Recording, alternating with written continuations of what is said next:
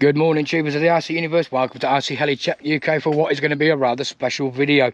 Today we are going to be doing a kind of part 2 of the how to get into building and flying model helicopters on a budget. One of our fellow club members and friend Nick has bought himself a new helicopter, and we are going to be doing an open box and build review of this model, and then we will be doing a combination of normal filming and time lapse of the actual build of this model and setting it up. So hopefully we can get it all done in the one video. I have thought that maybe RC Helicopter Richard could test fly this model and put it through its paces, so it'll be a collaboration with RC Helicopter Richard. The link for his featured channel is down below in my featured channel section of the YouTube channel, so if you want to check him out, please do. But yeah, let's crack on with this, guys, and let's see what it is.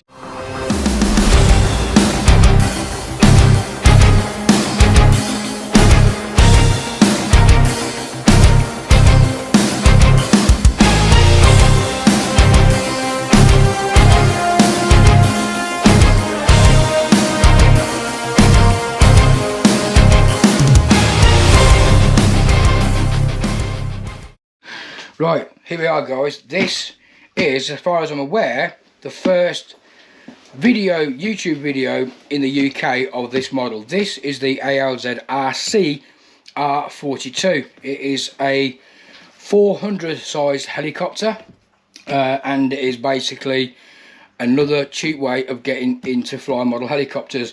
A lot of people shun these companies because they class them as clones and whatnot, but the quality of ALZ, I've had them before, they are really good, and there is no reason why somebody can't buy one of these helicopters brand new and actually use it to get into flying model helicopters. This, like I say, is the R42, and we'll go and do an unboxing video. Nick, who is a fellow club member, he has kindly allowed me to do this unboxing, and we're going to hopefully do a build review of this model. Most of it will be in time lapse. We'll stop at certain points when we get to it, but let's open the box and we'll have a look and see what's inside. So this is what we are introduced with. We have got one big box and we have two smaller boxes, so let's get those out first and then move the big box out of the way and see what we get inside. Put that up there. Now, I'm assuming that this is the canopy. This is going to be the canopy. This is, I can see it coming off, because usually a box this size would normally contain the canopy. Open it. Oh yes, there we go. Nice set of decals there. Quite heavy actually. It looks like we've got the side frames for the helicopter as well that come with it inside this box, being the larger parts. But nice set of decals there. Nice striking colours. We've also got, that's the blade holder. We've got a couple of shims and some control links in there as well. You can see we've got some control linkages in there as well. Nice blade grip there, nice colour. Skids, pretty good. They're not too bad actually. They're quite stiff. They're made a lot of glass reinforced plastic by the looks of it, but they look really good. Definitely. That's a nice set of skids there. And then we have the canopy. This is the canopy. Let's have a look. All nicely wrapped in bubble wrap for protection, which is good. Oh yes, this is very nice. Look at that, guys. How cool is that? That is really nice. ALZRC R42 helicopter written on the side of it. Nice striking colours, going to be really visible in the air. Fiberglass as well, as you can see. Usually sometimes people make this size helicopter and the canopies can be sort of like plastic, but this is actually fiberglass, and it's pretty rigid, to be honest with you. Real good strong canopy. That's pretty good. So let's move that out of the way and we'll see what we've got in these ones here. Let's put that there for a second. Open this box. Oh, it's like Christmas, isn't it? You know what I mean? So, oh my lord, look at this.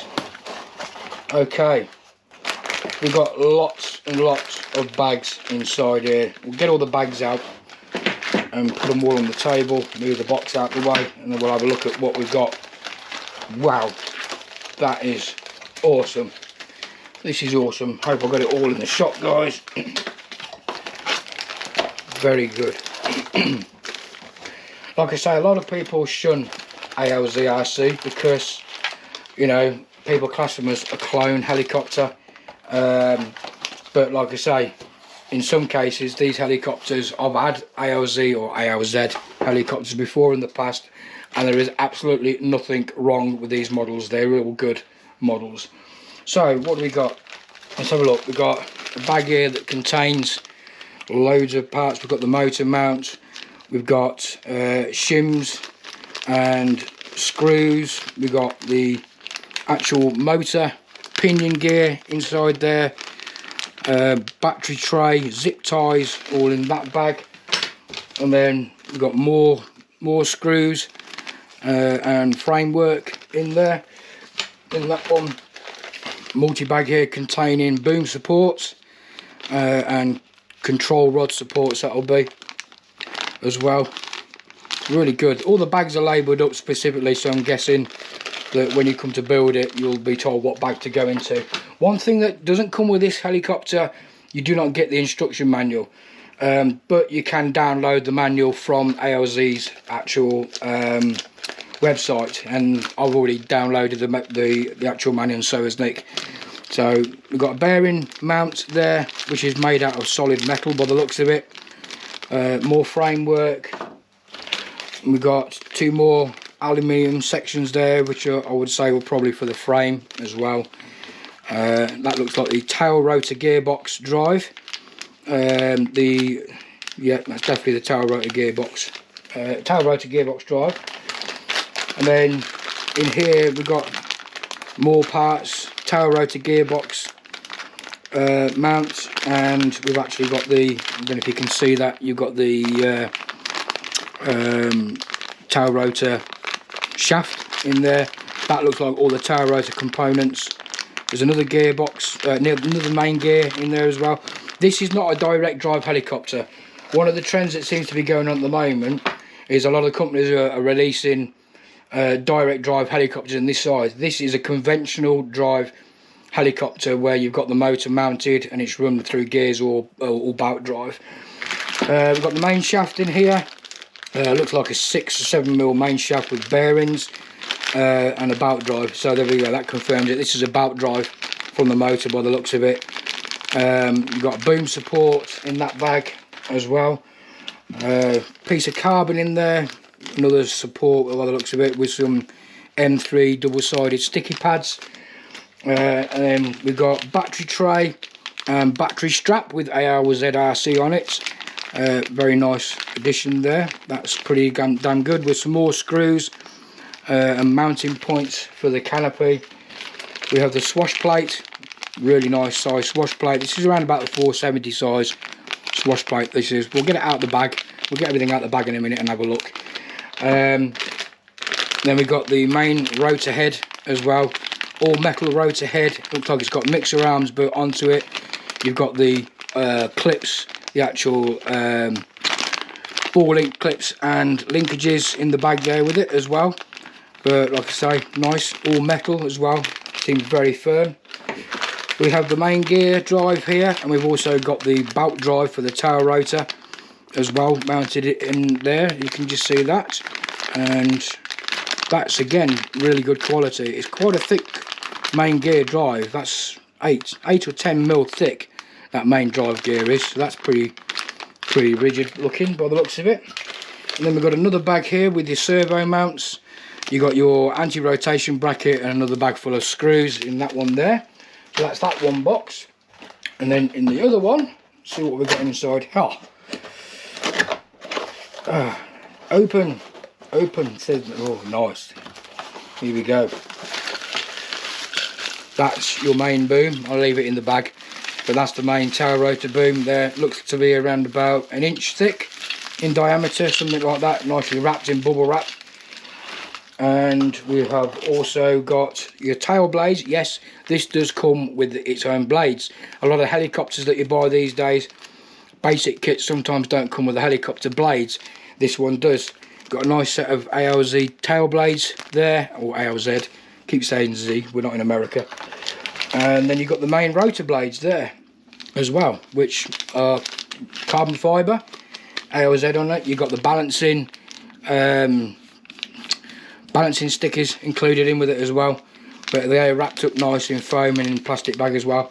Like I said, you measure the blades before from the point where the the blade bolt goes through to the tip of the blade. These look to be around about 420 in size, something like that. Nick will confirm that for me later on. Yes, 420 millimeters it says on the actual bag there, and if you can read that there, it says 420 mil. So we've got 420 mil blades. So that's brilliant. That's everything out the boxes. Now, it doesn't come with the electrics, guys. Now, that's not a problem. Now, like I said to you in the previous video regarding an introduction to flyer model helicopters, you put in what you can afford, and in this case, Nick has chose to go for his servos. He's used GDWs, which are pretty damn good quality servos, to be fair. And then you've got the three, they look like 9-gram servos, but they'll be like high voltage torque servos, which is quite small. Then a rather large GDW high voltage tail rotor servo. So that's what he's going to be looking at using to put in for the servos. We've got a very nice Ego Drift motor. What kV is this motor, Nick? 960 kV, there you go. 960 kV Ego Drift motor. It's the first motor that I've ever known, and Nick has had to do, where you've had to solder on your own bullet connectors. Normally motors come with bullet connectors, but in this case they didn't, but Nick has already soldered the bullet connectors onto that. We've got a very nice Scorpion electronic speed controller. What amp is the ESC, Nick? It's 80, it's a Scorpion 80. Scorpion 80, there you go. Scorpion 80 amp electronic speed controller, which is already soldered up with the necessary connectors, bullet connectors to fit the motor. So that's the electrics that he's going to be using. On the previous introduction video, I showed you the difference between my radio and the Mikado radio. The Mikado radio that I shown you was actually Nick's Mikado radio, and he's going to be setting that up using a Neo, which is a specific fly-by-wire system for the Mikado radio. So that'll be something that will be included in the video. Like I say, we are going to do a build video on this model. A lot of it will be in time lapse, but as you can see, it's quite a comprehensive looking kit. There's a lot of bits to it, and to be fair, it's going to look like a really nice model when it's done. So without further ado, guys, let's crack on with this build. Right, here we go, guys. Nick's about to start building the model. It starts off with basic things. We've got the assembly of the tail control assembly, then it goes into the mainframe and the sides of the mainframe with stickers, stickers for the actual tail support and various things like that. But we're going to stick here in time-lapse mode, and we'll come back when most of it is done.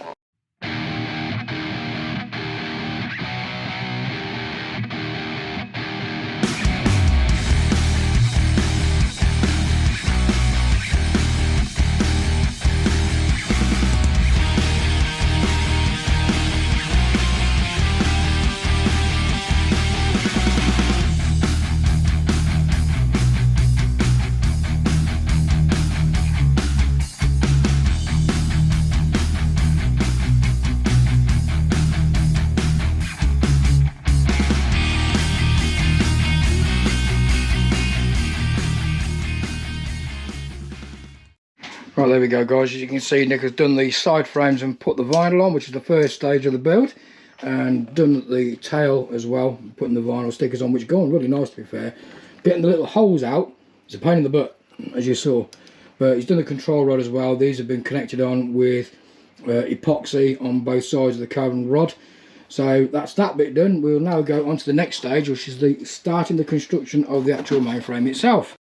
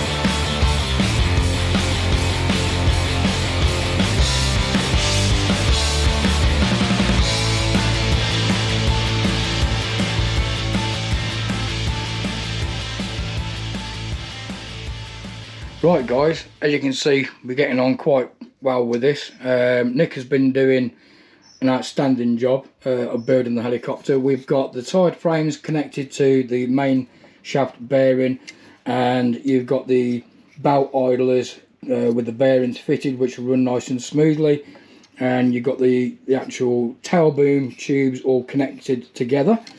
You may have seen him like putting the parts together with the screws and then undoing the screws again and putting them back in. And what he's been doing, he dry fits each component, which is a good idea, to be honest with you, when you're building something like this.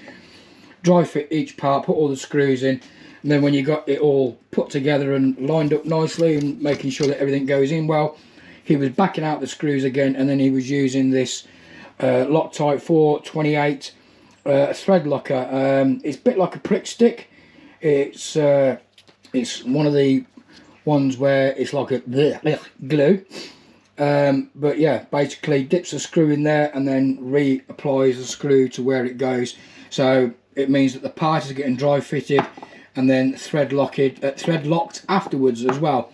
So doing quite well. The next stage is to fit the motor mounts and the mount for the electronic speed controller, and to actually mount the motor into the helicopter. So that's where we're going to go on to next, guys. We'll get that all sorted and then we'll come back to you when that is all done.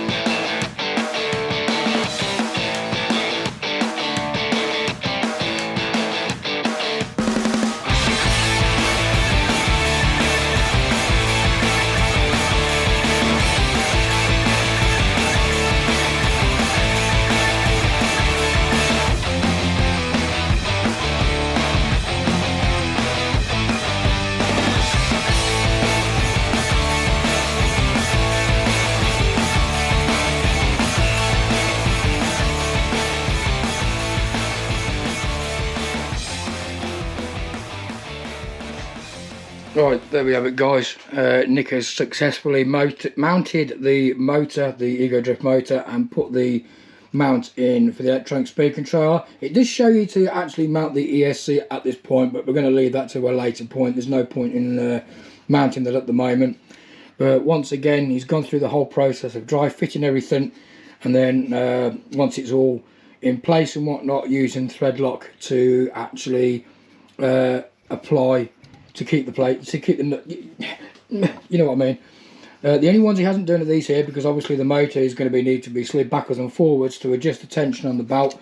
Like I said, this is not a direct drive helicopter like the newer ones at the moment. This is an actual belt drive helicopter, but it's coming on really well. It is a really easy build. Anybody who is a novice to building model helicopters, the instructions are very straightforward and they're very easy to follow.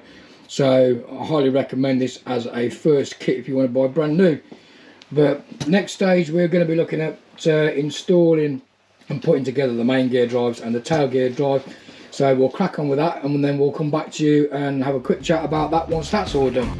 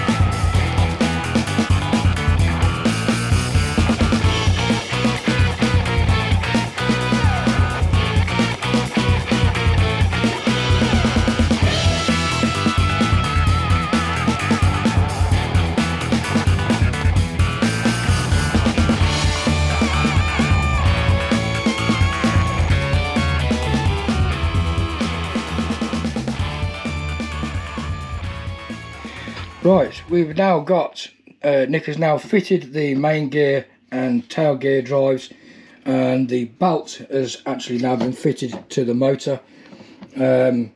You've got 2 points of tension on that. You've got the 2 bolts here that the actual motor mount is mounted to, and you've got little slots, if you can see on the sides there, you've got slots where you can move the motor. And then you've got the actual tensioning bolts at the top here, which are on slots as well, to allow you to get the tension on the belt.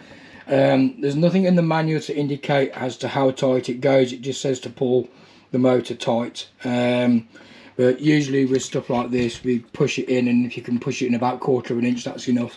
But there's no slip on the actual belt itself. It rotates around nice and freely with a one-way bearing and locks up as it should do. So everything's good there. So the next section is the tail rotor and tail blade section and whatnot. So that's where we're going to go next. And then once that's all installed, we will come back to you.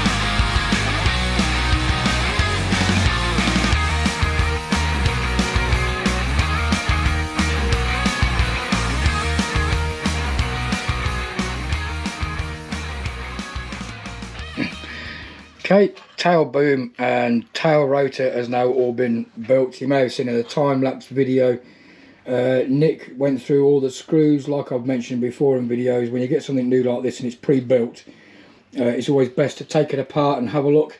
So he was backing out screws, checking them all over, re-thread locking them and putting them back in.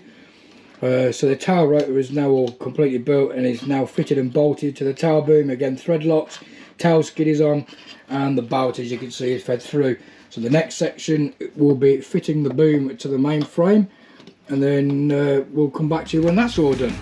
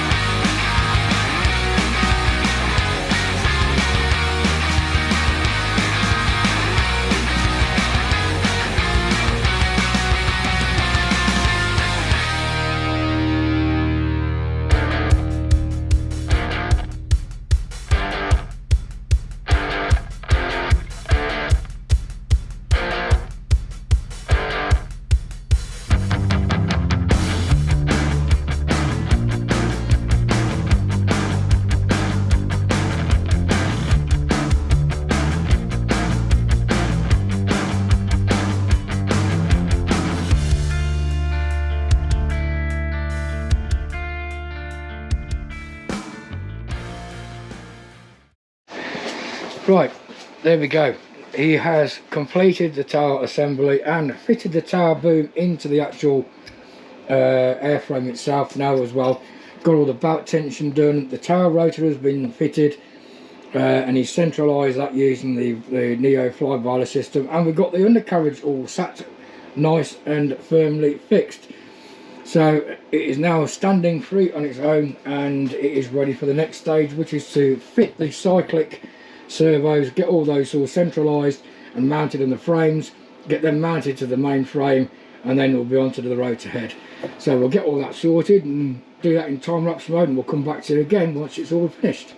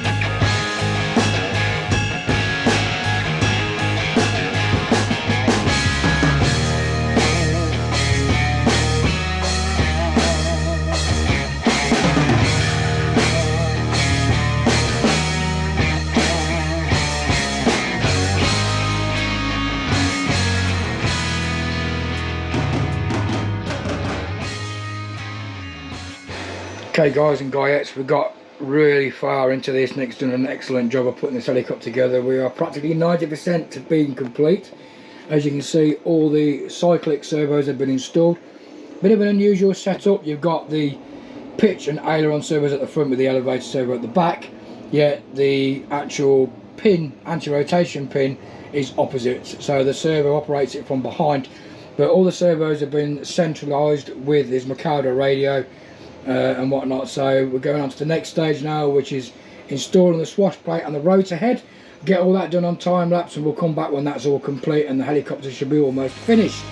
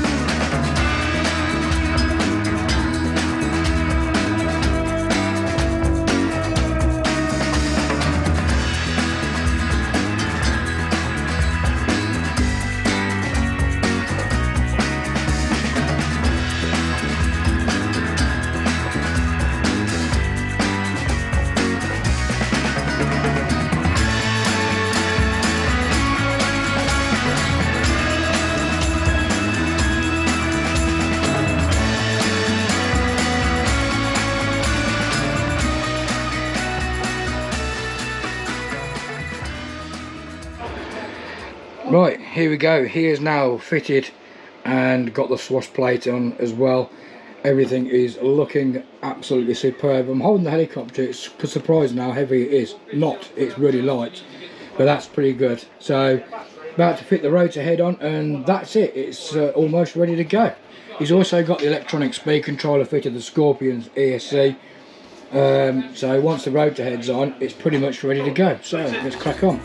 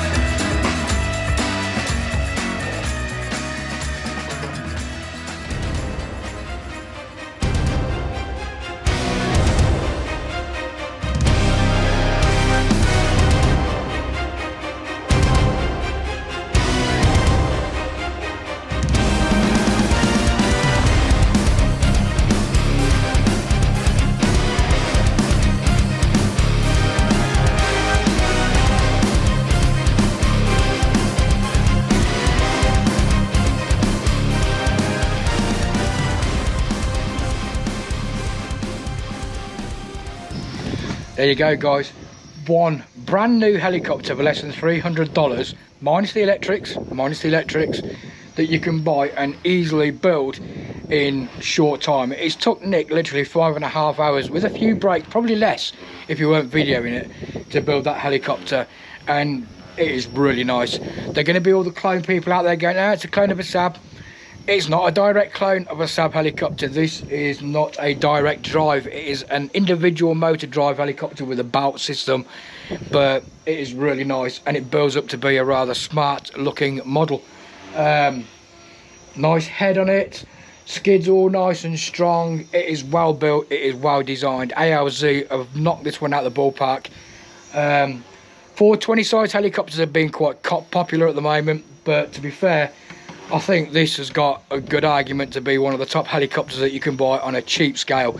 But it doesn't look cheap, far from it. It is an awesome little model, and like I say, for somebody who's getting into helicopters that doesn't want to buy second hand and wants to buy brand new, this is the perfect candidate. Forget all the people saying, oh, you shouldn't buy clones, you shouldn't buy ALZ, they're clones.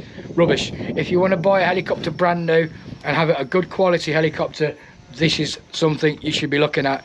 It is an awesome helicopter, and it's going to be really popular. So I hope you enjoyed the video, guys. I know there was a lot of time lapse in there, but we wanted to try and cram it in as quickly as we possibly could.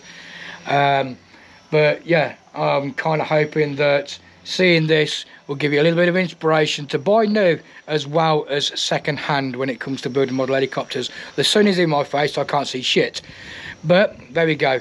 That is the ALZ R42 build review and unboxing video. Hope you enjoyed the video, guys. Click the like button and the subscribe button and all that malarkey like I normally say, and thanks for watching. We are going to be handing this helicopter over to RC Helicopter Richard. He is in my featured channels down below on my page. Go and check him out, and next week you'll see this being set up and actually flown by RC Helicopter Rich. So thanks for watching, guys, and I will see you next time on the channel.